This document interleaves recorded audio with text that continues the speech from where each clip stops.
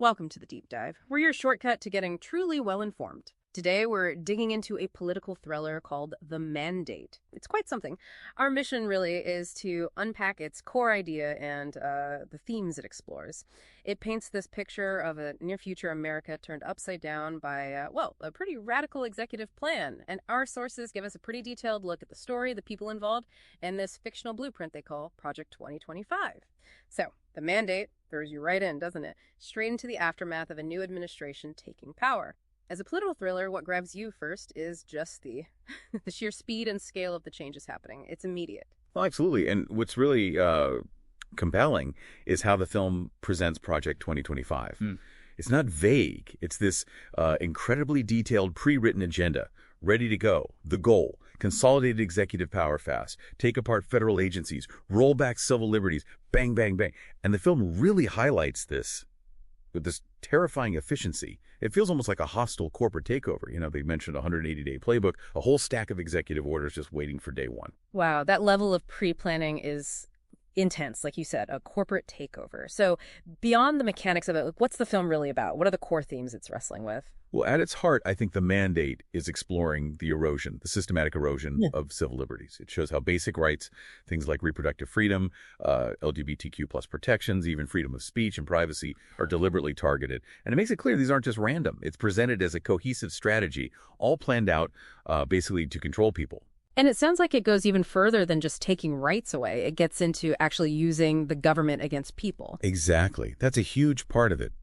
The weaponization of government. You see this really clearly with a thing called the Schedule F mechanism. In the film, the idea is to replace like tens of thousands of career civil servants, the ones hired on merit, with political loyalists. So you got the expertise, the institutional knowledge, and then you see agencies like the DOJ, the FBI, being used to target dissenters, turning public service into, well, a tool for the party in power. Okay, so who are the people caught up in all this? The film focuses on, let's see, Ava Reed, a federal analyst who's become disillusioned, Elias Thorne, who's portrayed as the architect of it all, Maria Sanchez, just an ordinary person caught in the middle, and Ben Carter, a journalist. Right. And there are a window into the human cost of Project 2025. Ava, for instance. Her division gets dismantled. She's shifted to this vague efficiency oversight unit. She feels the chill immediately, and she starts noticing weird things in the data, anomalies linked to these Schedule F purges, affecting maybe 20,000 jobs. And there's Maria Sanchez. Her family is hit directly by these really aggressive mass deportation policies, raids, family separations. It's all part of the plan to just tear down the asylum system. And Ben Carter, the journalist, his entire profession is basically declared an enemy. The blueprint in the film literally talks about targeting journalists, suppressing the news. And this is where the plot really kicks into high gear, right? Day one itself, it unfolds with this blizzard of executive orders. Things like redefining sex very strictly, banning transgender people from the military, and creating this new Department of Government Efficiency, whose whole purpose seems to be dismantling what they call the administrative state, basically the regulatory agencies. Yeah, day one is intense. And as it happens, Ava starts seeing these skewed numbers, who's getting flagged for Schedule F. It's not random. At the same time, Maria's life just implodes, a sudden raid by this newly empowered Homeland Security Enforcement Division. Her family's separated, just like that. And as things escalate, Ava realizes she's under surveillance, warrantless surveillance.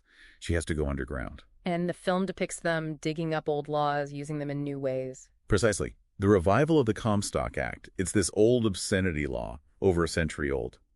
But it's strategically used so postal inspectors can seize mail suspected of containing abortion pills. Hospitals start denying care. It's a way to get a national ban without passing a new law, you see. A legal maneuver. Then you have public protests met with serious force. The film calls it the Raid on Dissent. And journalists are explicitly targeted during these crackdowns. The climax really hits when Ava finally gets her hands on the complete 100-day playbook. And it just lays bare this incredibly detailed multi-step strategy to, well, fundamentally remake the U.S. government. So wrapping this up, what does The Mandate really leave you, the listener, thinking about? I mean, ultimately, The Mandate works as a potent cautionary tale, right? It shows pretty vividly how a really comprehensive, well-planned blueprint could potentially unravel civil liberties and turn government functions against the populace with, frankly, terrifying speed and efficiency. And the film seems to say that just finding out the truth, while vital, isn't the whole battle, that protecting democracy is this constant, ongoing effort. So maybe the question for you is, what specific day one actions depicted in the film strike you as hitting the most vulnerable points in a democratic system? And how does seeing that fictional portrayal maybe sharpen your perspective on similar kinds of proposals you might hear about in the real world? Something to think about.